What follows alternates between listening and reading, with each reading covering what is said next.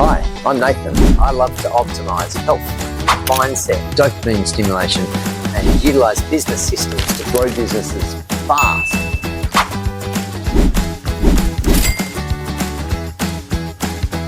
G'day guys, we are here for another awesome episode where we explore all cool things related to business growth. Love a good dose of business growth and whatever it takes, whether it's optimizing our health, optimizing our mindset, or creating systems and processes to grow businesses.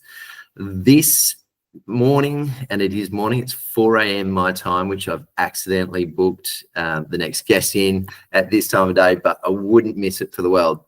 My guest is someone who has had a massive impact on me and my business journey throughout my life.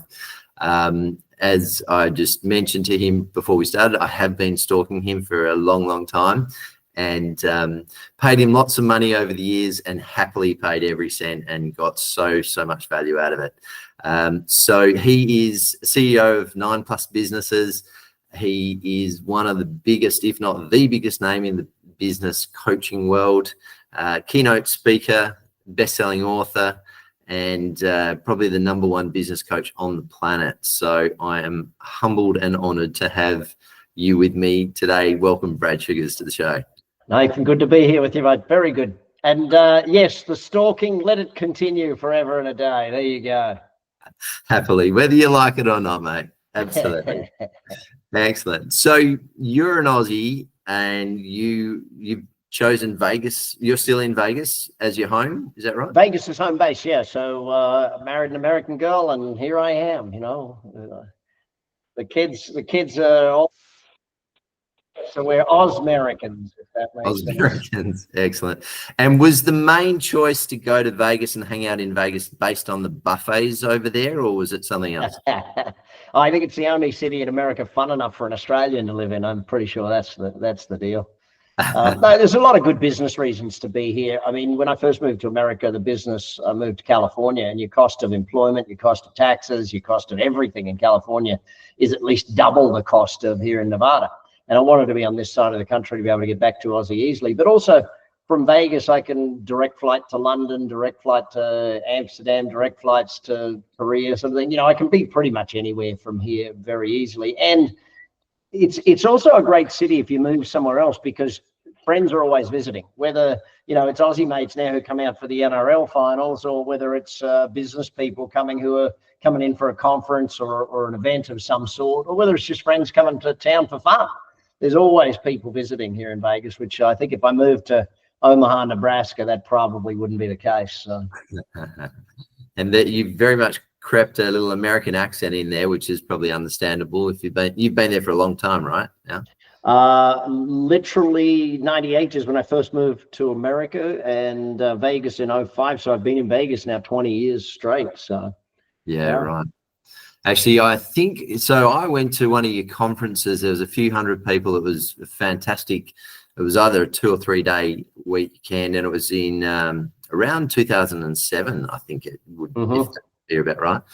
And it was I think it was in the Wynn. Did you used to in the Wynn Hotel? We did Bellagio back in those days. Bellagio, yeah. So, but then I owned a restaurant in the Wynn, or I was partners in a restaurant in the Wynn, and yeah, I love living in this town because it proves that billionaire is capable. You just have to look out the window and you see, you know, dozens of multi-billion-dollar facilities. You know, tomorrow night I'm going down to the Sphere, and, you know, there's a $2 billion facility, and it proves that multi-billion-dollar investments can work. And I think that it just expands your thinking pretty easily when you're in a town like this. You know, when you're in a town where, you know, there's 13 billionaires that live here, sort of thing, and there's more than 40 that have homes here from across the US and the world.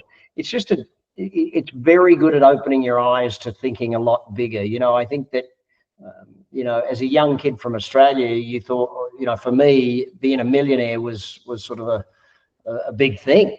And, you know, I think when you get out into the world, and I know that, you know, it's now 30 years later, so millionaire doesn't quite equal the status it did 30 years ago. It's like you got to be 10 million these days to be the same sort of status position. But I think that just getting yourself to think big is one of the challenges. And I don't think that, literally I was on the phone a couple of hours ago with a friend from Australia who he came to a course with me in Australia too, way back when. And he's living in the UK, and he's saying, I want to build the business and sell it for 70 million. And I looked at his business and said, buddy, you're crazy if you think this is that small. This is $1 billion opportunity if you do it right. And I think that's one of the things of living in America, that and specifically in places like Vegas, where you just do think bigger. Yeah, that must help a lot. Looking at, like, when I travel, I love to stay in hotels that you have a great view and you can see a big city, and to me that just keeps me pumped and motivated. How do you stay motivated to look after your businesses? But I don't see there's a need to stay motivated. I think you either are or you're not. It's like happy. People say, well, if that happens, I'll be happy. No, make a decision to just be a happy person. Amen. And it's like wealth, well, if this and this, no, I'm wealthy. I am. That's who I am. It's not what I am, it's who I am. And there's a big difference between what and who. So when someone says, I feel motivated, that's different to I am motivated. Yeah. And so I think the key to motivation, though, is keep doing things you love doing. Because if you don't enjoy doing it, it's stressful. If you enjoy doing it, it's not. It's fun. It's enjoyable. I love teaching. And, for me, Nathan, teaching is not something that, I would do it for free if people valued it when you did it for free. I do give it away for free. Like, everything on my YouTube channel is free, and there's literally thousands of hours of teaching on there. But this is the challenge. You've got to make people do, not just make people learn. And so, putting it into action. Absolutely. So I believe you started your entrepreneurial journey pretty early. Probably around the same time as me. I remember starting in the world of business at 6 years old, and I started my aviation empire at 6, selling paper aeroplanes. What was your start to business and your journey? What did that entail? Yeah, so I go back. That was, my dad jokes, though. He says, your first business was selling your Christmas presents to your brothers, which, thanks, Dad. But ultimately, where I first really started in business was when I got into college and started doing, today you'd call it a side hustle or a side gig sort of thing, doing stuff to make money and make business. But it wasn't until I got into the pizza business with my buddy Joseph and started doing things like that it was actual real businesses. Like, I find until you employ someone, it's still a side gig. I know there's a lot of solopreneurs out there, but solopreneurs just build themselves a trap. They don't actually build themselves a business, sort of thing. And I remember early doing that, though. I'm not sure about you, Nathan, but in the early days, I would tell people, look, I'm the owner. I'm always here. Call any time. And guess what they did? They called all the time. But I just trapped myself. I thought that the aim of business was that I had to be the hardest worker in the room. It took me a while to work out that my job was actually to build a business that works, so I didn't have to build an asset that I could sell at some point. And it wasn't until probably 10 years into building ActionCOACH that I actually got to a point of, I don't want to do this anymore. And I didn't want to be CEO. I didn't want to. Kobe, my first daughter, was born, and I was like, I just want to be a dad. And so I did. I was a dad for 4 years, and I was in Queensland, and I became chairman of the Variety Club and did charity work and all that sort of thing. Father Riley just passed. I was on his board with him at Youth Off the Streets. And so I was doing all that sort of stuff. And it wasn't until about 4 years in, I remember sitting with my second daughter, we were watching the Wiggles, I think it was, or Dora the Explorer, and I knew every word to every song, and it was like, holy shit, I better go back to work. This is, my brain's going to mush at this point in time. So I went back to work and started running my company again, and I really fell back in love with work again. But also, I realized that what killed me off for running it was doing all of the tasks of a CEO, the reading documents and all those things. What I do now for my company is I do content creation and teaching, and that's it. So and that's what you love, right? That's what I love. Yeah. I do the things that I enjoy now rather than all the things, and I pay other people to do all the things that I don't enjoy. And funnily enough, they love it more. Isn't Like that weird? my chief Yeah. operating officer, Kate loves operations. She loves spreadsheets. She loves all of that stuff. Me, I couldn't. No, I don't want to do that. No. Nick, who's my head of R&D, like I just give him an idea and he turns it into all of these systems. And I'm like, damn, Nick, that's brilliant. You know, and it's just not my natural thing. My natural thing is to be visionary, to be a teacher, to come up with models and methodologies of teaching things. So I go and buy new companies, start new companies, and do all that sort of stuff. And by doing that, I learn new things, and therefore I can write new books and come up with new models and stuff.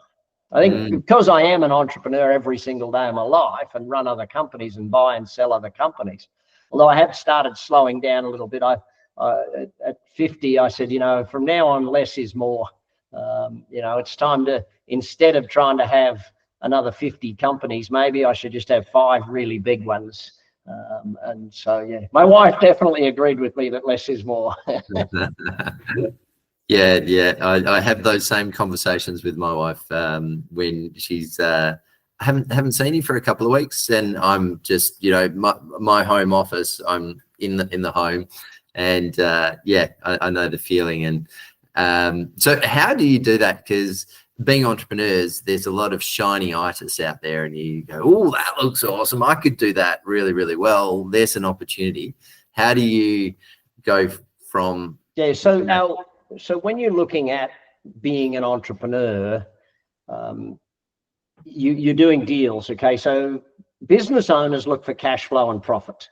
Entrepreneurs look at capital value, okay? So what can I buy it for and what can I sell it for, sort of thing. So an entrepreneur is looking at a business from that perspective, because business people have one business, entrepreneurs buy and sell businesses, if that makes sense, the distinction. So what I do is I'll look at it and we have criteria. So a way to become an investor is to build yourself a set of rules. So if you're thinking real estate investing, you say, okay, if it meets these rules, I'll invest in it. If it doesn't meet these rules, I won't invest in it.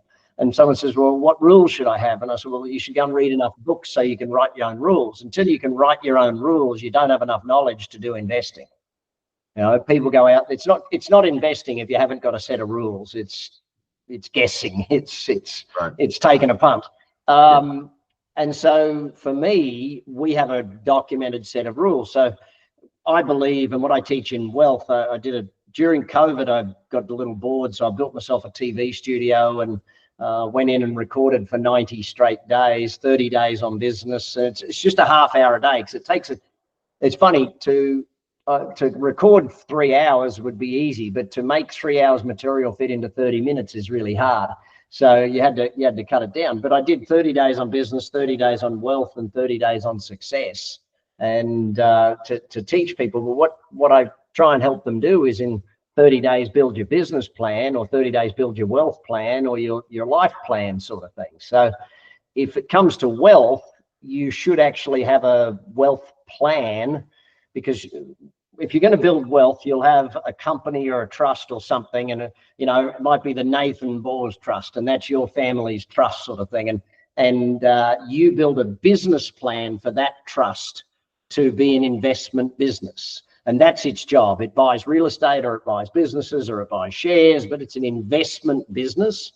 And you've written the plan. Here's how it gets money in. Here's what it invests in. This is what it does. And so for me, having a clearly delineated plan and a clear set of rules allows me to make decisions very easily. You know, the old, if you don't know the goal, it doesn't really matter which road you take type thing from the Mad Hatter. And that's what I find for a lot of people. It's pretty hard for them to make a decision because they don't have the answer to question one, which is, well, what do you want? Mm-hmm. Yeah. So when you make decisions on businesses and investments, do you align them in where your strengths are, but also with where your other businesses are? Do you have much sort of cross-pollination? Sometimes there's cross-pollination, but that's usually that business buying another business. It's not usually me going into something separate. So for instance, ActionCOACH, which is sort of the company I'm most known for, it's moving into the space of buying accounting firms. So that's not me buying the accounting firms. ActionCOACH is buying the accounting firms and then putting coaching into them, sort of thing. Brilliant. In markets where, we go to, say, a small town and we just go like you pick, I don't know, Queensland, you go to Gladstone up in North Queensland sort of thing. We'll go up there. There's 30-something accounting firms. We'll go and make an offer to buy probably 5 or 6 of them. They'll meet our criteria sort of thing. So once we go through our rules, it's got to have this, it's got to have that, can't have this, can't have that. Once we go through our rules, we'll sit down and go, okay, let's make offers on these ones. And out of the offers we make, we'll generally end up one of them accepting our offer. We go and buy it. But that's that company buying to extend that company. So if we're looking for things in line, I don't usually make that as a separate decision. Whereas if I take a look at the other side of things, starting up our software business, well, that's an entirely different investment. And if it's a startup, I use other people's money. If it's a purchase, I'll use my own money. Interesting. And the strategy, I remember you saying when you used to buy real estate, maybe it was in Vegas, you would rock up in your Ferrari or whatever you're driving at the time, jump out and say, hey guys, I'm going to put an offer. I'd like to put an offer at 10 or 15% below. What was it? 15, 20% below market value. And and at that time, the market was accepting offers like that. And then you get the last few years where you just weren't buying anything. And now we're back buying again. We won't buy when there's an oversupply of buyers and an undersupply of property. Now we've got an oversupply of property and an undersupply of buyers. So we're back in the market again. Most of the time when I'm buying, historically is different to today. Today, most people would do what I teach my kids to do. Go and find a property that is 10 to 20 years old, still solid, but it's old. It just looks old. It's old paint, old carpet, old gardens. It looks old, right? It looks uncared for. Buy that, update it.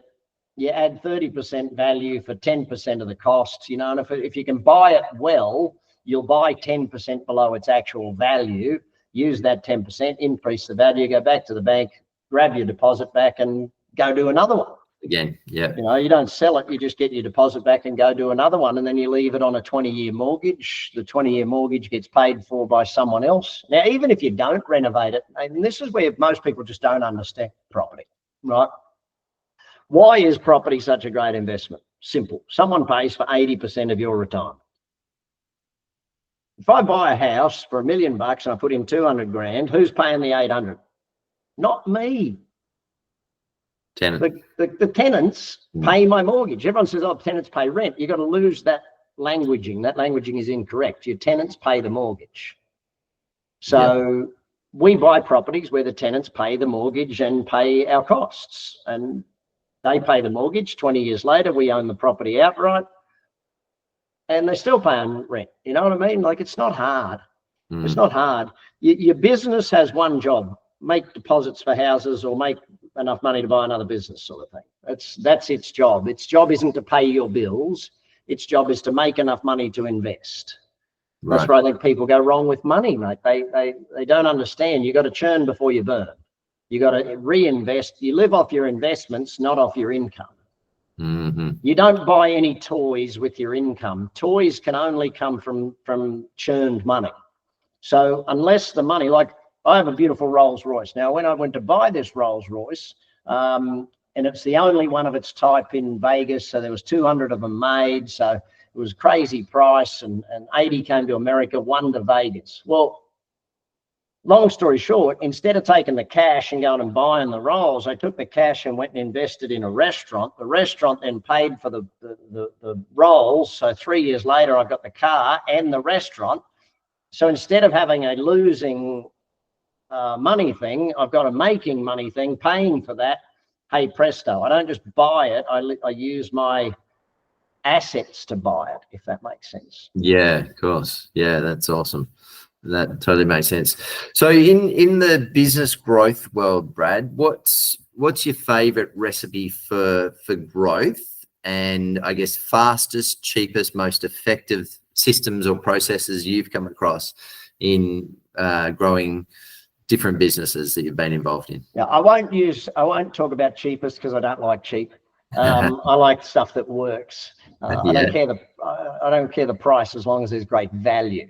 Sure. So what we do at ActionCOACH is we help people install what we call the ActionCOACH business operating system. So we take them, and it takes at minimum 12 months, sometimes about 3 years, to install the operating system for a business.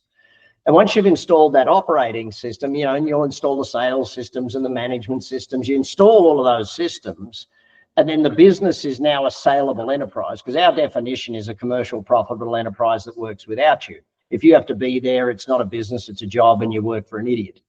So that being said, if you can install the systems that mean you now have a business that can run without you, what that also means is you have something that you can sell. You have an asset.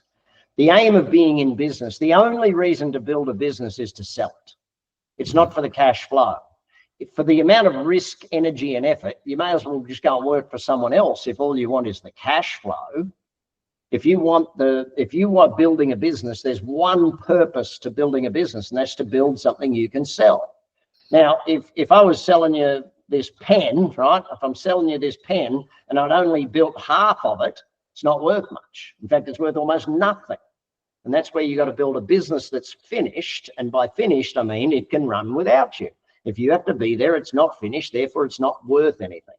So ultimately, growing a business is really about installing operating systems and installing management and marketing and sales systems. So we call it ABOS. And once that's installed and it runs without you, then hey, presto, now you've got something you can sell. Now, to your second question, what's the fastest way to grow a business? The fastest way to grow a business is find someone with a database similar to yours that is non-competitive to you. It is the fastest and easiest way to grow anything. Like, why would I go on Nathan's podcast? Well, because Nathan's a really nice guy. Obviously, that's the most important reason.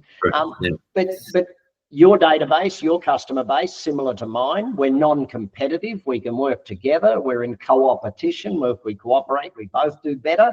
So if I give you a real life example of this, so we just invested and bought another restaurant here. And in our restaurant, we have a beautiful place, family oriented, that sort of thing. Big bar area, big, sports, all that sort of stuff, right? So we go up the street and there's a gym up the street. Right? That gym is a family-friendly style gym, okay? We go to the gym and say, hey, listen, you guys don't have a restaurant. We don't have a gym. What if we gave every member of your restaurant a $20 gift check to come and do it? And you said you bought them the gift check as a gift for them for being a great member. And I'm like, what do you mean? So, well, you send them a letter that says, hey, we think you're a great member. We love having great members. We just noticed down the road a beautiful new restaurant, and we thought, what better way to say thanks for being a great member than buy you some dinner? So here's a $20 gift card to go on down there anytime you want, and they're looking forward to having you down there. So they come in with their $20 gift card. Now, Nathan, are you going to come and have dinner by yourself? Not usually. On average, people come in with 3.7 people, so they've got enough money to buy themselves 2 rounds of drinks, and away they go, and then they spend another $100 and everyone wins, So we call that a host beneficiary. You find a host and a beneficiary, and you can do it both ways. I mean, if it's suited, we could give every one of our customers a thing to the gym, but our customers are probably not the ideal target audience for the gym. Our customers like having a beer or 7, so. They probably need that. They probably do need the gym, but that's the sort of thing. But finding like-minded business people, and this is why networking is really important. You don't network to make sales; you network to make partners. You network to make alliance partners, strategic partners. Those joint ventures are ridiculously powerful, and I mean, the thing I love about those is you don't have any costs up front. You can. So there's minimal risk. It's how I started ActionCOACH, mate. When I first started ActionCOACH, News Suburban Network, which was Quest newspapers in Brisbane, Cumberland, all the free newspapers of News Limited, they sponsored my events and filled my events. In fact, they put 200 between them and More FM in New Zealand. They put 280,000 people through free seminars in front of me over 2 years. Wow. 280,000 people. Because of a company that had a great database, and they wanted their database to learn everything. So what was your strategy involved in that one, Brad? Real simple. I went to them and say, hey, you guys have got a lot of advertisers. Your advertisers need to be better at sales and customer service. So when someone calls them from one of your ads, they actually answer the phone and do a good job and make sales. So therefore they keep advertising. And they were like, yeah, we need them to learn better sales techniques, better customer service techniques, all that sort of stuff. And I said, fantastic. I'm going to put on a seminar. You guys don't have to spend any money. I'm going to put on a seminar. I'm going to do it for free. All you got to do is invite your customers. Here's the invitations. Here's the things. These are the ads I want you to run in your newspapers. You do the ads. You send invitations to people. I'll pay for the venue. I'll pay for the teas and coffees. I'll pay for everything. All you got to do is invite everybody. Fantastic. So those ads, did those ads go into the newspaper, or they would just, yeah? And were you paying for those ads, or they ran them off their own back? Yeah, they were a newspaper group. They could run them for free. Yeah, fantastic. Oh, awesome. What a joint venture. I love that. Excellent. So what other businesses have you been involved in the past, Brad? Oh, mate, pretty much you name it. I've been involved in it at some point. Commercial cleaning, residential real estate management. Like right now, if I run through the ones that we have right now, we have a catering company, we have restaurant businesses, I have a brewery, so we make our own beer, that sort of thing, which that's a fun story. So I love branding too, Nathan. So we're just about to come out with a new one, and it's called Traveller, TRLVR, Traveller, and it's a 0% alcohol beer, and it's the beer you drink when you drive. So you don't reckon I'm going to get some haters on my marketing that'll blow my marketing up? And so I'll have truck drivers cracking a cold one. Here's the Traveller. This is the beer I drink when I'm working all day. You know, it's like those sorts of things. That'll be part of my marketing. And then I've got another one that, see, in Australia, you've got mid-strength beers. We don't have them over here in the States as much, but we're going to build a mid-strength. I'll call that one All Day. So what are you drinking? I'm drinking all day. You can't drink all day if you don't start in the morning. So I love brand marketing. Like if the brand works and it's comical and fun, or if it's controversial a little bit, then it'll blow up without me. It'll just do what it needs to do. Absolutely. Fantastic. So all those things you obviously enjoy. Obviously the taste testing side of that business would be, you know, I have a Cicerone who does that. She's our partner in the business, and she's the sommelier of beer, I guess, is what a Cicerone is. So, So where is the world heading with Brad Sugars? What's the direction? Where are you going with everything? We reset our goals with ActionCOACH. You know, we got pretty happy at doing hundreds of millions, and we decided a few years back that it's time to go for the billions. And so when you make a change like that, when you go to 10x a business, you've got to break everything and fix everything. So, you know, people think that, and there was a book recently, 10x is easier than 2x, and I call bullshit, because 2x, you don't have to break everything. You just have to work a bit harder and refine a few things. 10x, the people that work, like if you think about a $10 million business, and this is where I teach scaling companies, a $10 million business, well, let's go backwards a couple of steps. $1 million a year business is all about you, and you working hard, and you being very good at what you do, if that makes sense. Yeah. A $10 million business is about your team. It's about your team doing real good and your team being real strong and all of those sorts of things. A $100 million business is about your systems and your strategies to get to 100 million. And then $1 billion business is about replication and geography. So there's a big stretch between the three. So when we sat down and said, okay, we want to go for the billion, then we had to look at our replication rate, and we also had to look at our business model. So, you know, we had to move from being a coaching company, because the coaching industry worldwide is between 15 and 27 billion, depending upon which one you look at. We're going for a $3 billion a year company. Well, it's pretty arrogant to think you'll take 10 points or more than 10 points of the market everywhere in the world, if that makes sense. So we sat back and said, okay, if we move across into the training business, because the training business is anywhere between 350 and 437 billion worldwide, well, it'd be pretty easy for us to take, 1% or 0.5% of that, if that makes sense. When you're going for a small business, you don't need a lot of planning and a lot of detail and a lot of research and stuff. When you're going for a very large business, you need a lot of detail, a lot of planning, a lot of research in order to do it. And I'll give you an example. So one of our clients, he in the construction game, he'd built it over a few years working with a coach and built it to a point of 40 million a year in the town he was in, right? And once a year, I run a 5-day course where I take 10 of our customers, I select 10 of our customers, and I teach them how to write a $1 billion plan for their business. And so actually, I'm doing a day of these in Australia in coming months, and then I'm going to England. It's called the $1 Billion Boardroom, where I teach this stuff for a day. The way I sat with them, I said, okay, I want you to do the research. How many cities are there in America similar to the city you're in? Look up the demographics, psychographics, the building construction costs, the age of the city, the kids, all of the detailed research. So they went and did the research, and they found 83 cities in America similar to them, okay? Not up in the snowy area of America, because you can't work half the year up there. And so they found 83 cities, and I said, well, okay, you wanted to build $1 billion company. Well, if you go to 83 cities at 40 million apiece, then you're at 3-something, So it's really about X times Y. If you want to create a 100 or $1 billion company, it's okay. X is the current model. And if the current model is like my beer business, our beer business is a $2 million per site, right? So in each town, we take a famous footballer, hockey player, basketballer, we make them the front of the company, give them a small share, put them out there in the world. That becomes a $2 million a year business inside 1 year. So our goal is have 100 of those blokes around America, 100 fellas, maybe some ladies that drink beer, but mostly guys.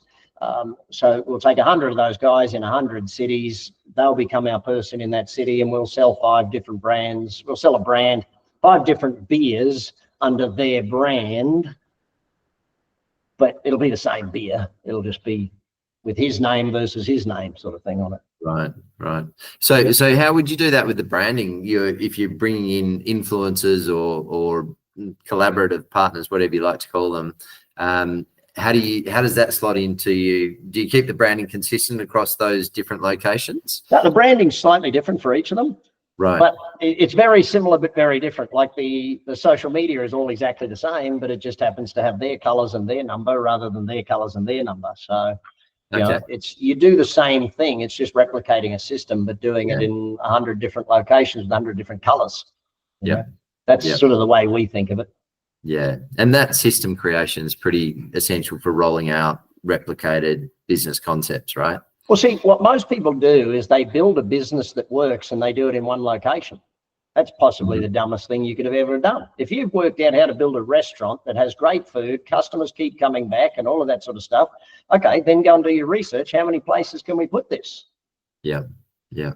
Totally if your research says, well, there's 110 locations, great, that should be your goal. Right. And this is, again, geography then. If your research says there's 100 locations in America, and then you look at, well, there's another 30 locations in Canada, and there's another 40 locations in Mexico, and another 27 in Brazil, and another 14 in Argentina. And this is where thinking global. I think Australians have a pretty big advantage of thinking global because it's so tiny, population-wise. The population of Australia is less than Texas or California or Florida, like 3 states that are bigger than that sort of thing. So yeah, it's funny, we've got 3 high rises now in Perth and we think we're a big city now, so we're pretty excited.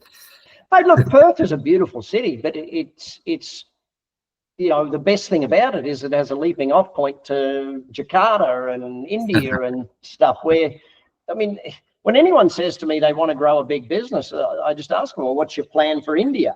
And they look at me, what do you mean, what's my plan for India? Well, if you want to grow a big business today, you have to master India. Right. By 2070, you're going to have probably China will be #1 economy in the world. India will be #2. US will be #3. Indonesia will be #4. Yeah, right. That's what we've got to look at, those sort of numbers. Yeah, Indonesia being on our doorstep, that's handy. Yeah. So when are you coming to Perth and Australia to do your $1 billion? And actually, I am coming in a couple of weeks. I haven't been in a long time, but I'm only doing 20 people to a room, so I'm pretty sure they're already all. So I know Perth's sold out. I think the only one that's not sold out is Melbourne. But you know, I come down every year for family and for fun, but for work, you know, I probably every 5 years or so I'll come and do some work stuff down there. Just to refresh the accent purely. Something like that. Keep my Qantas points alive, mate. Excellent. Oh, that's cool, man. So if people want to get connected, we'll put the links in the show notes. But the coaching side is obviously something that you excel in, and so if people want to get involved in that, what's the best way of connecting? Yeah, look, so when it comes to coaching, we have two things that we do. One is we do the coaching, but the other is we're always hunting for more coaches, you know. So if anyone thinks, you know, because especially with the baby boomers now getting to that point of going, I don't really want to retire, but I don't really want to do nothing, you know, type thing, but I don't want to work this hard either. So a lot of them come over and join us and become good coaches and help build that sort of thing. But I think when I first started coaching, it was like, oh, what is coaching? And then it was, oh, do I really need a coach? And today it's more like, well, who should I have as my coach? Is ultimately the question. But yeah, actioncoach.com if anyone wants it. And you'll see what we've done and always will do. We give away the first 2 weeks coaching free because we want to see if you're coachable and you want to see if coaching works. So we just do the first 2 weeks for free. So no one ever has to worry, oh, will it work? I don't know. Let's do it for 2 weeks and see. And if it does, great. And if it doesn't, great. You know, that's the sort of thing. So, particularly a lot of people who need the coaching are not necessarily open to the coaching either. Mate, that's a funny thing. You know, years ago, people used to say to us, oh, you know, I don't really think. And it was like I'm admitting defeat. And I think people realize now that only the best of the best get coaches. You know, it's like you don't see the best footballers not having their own private coaches. You know, the best tennis players in the world have a team of 10, 20, 13 coaches. You know what I mean? Good. Yeah. And so if you want to be a high performer today, it's not whether you need a coach, it's whether you need 2 or 3. Yeah. You know, yeah. in your organization, you know, do your salespeople need coaches? Do your marketing people need coaches? Who, you know, that's really what we've got to think about today, because if you want to be a peak performer, you've got to have someone on your side that is there helping you become a peak performer. And I don't know if you ever struggled with this, Nathan. I know I did back in the early days, being both the CEO and the owner. I was bad at both of them. You know, I would come home and the owner would ask me, how did you go today? How'd you go today, Brad? Oh, I did really well, thanks, Brad. You know, it was like I would lie to myself, but if someone else was the owner, they would push me 10 times harder to do more work, sort of thing. And that's where I think coaching kicks in, because if you know that you're calling me every single week and you're going to report to me what got done and what didn't get done, you're going to get a lot more done. It's like having a personal trainer, mate. I love being fit, but when my personal trainer shows up, I like it less because he actually makes me work. You know, it's like when I do it myself, it's, oh yeah, that's enough. You know, when he's there, it's like 10 more. That's really? Not enough. Yeah. You got that accountability, someone else. And that's the thing in business. A lot of people are just on their own in business, aren't they? So there is no accountability in this.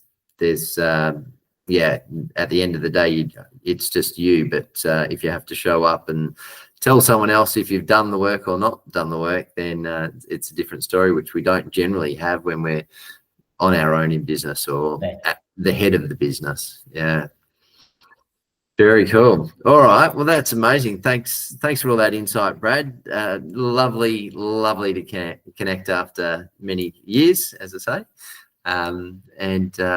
Mate, wish you massive success. You don't need any help I'm there. just going to say this one thing to everyone listening. You can do 10 times more than you believe you can. Just remember, you've just got to grow into your goals. When you set the goal or the dream, it should feel uncomfortable. It should feel like, I don't know how I can do this. I'm not sure I can do this. Just don't ask the dumb question of how am I going to do that? Ask the smart question of what books do I need to read? What podcasts do I need to listen to? What do I need to learn to get myself to be the type of person that can do that? I always set goals that scare me and challenge me, and I think, I don't know how to do that. Well, if I did know how to do it, I'd have already done it. It wouldn't be a goal. So never ask, how can I do that? Always ask, what books do I need to read, or what do I need to learn in order to be able to do that? And that way you can achieve anything you want in life. Absolutely. That's an amazing question that I've learned from you many years ago. If you want to buy the boat, if you want to buy the car, how can I? It's a question of what do I have to do to get there, rather than spinning around in circles. I think that was powerful. Yeah. Thanks, mate. Thanks for having me, and thanks for all you do helping people get educated out there. Really appreciate the work you're doing. Likewise, buddy. Thank you. All the best, mate. That was awesome. Keep optimizing your health, mindset, and business. Be awesome and make business awesome.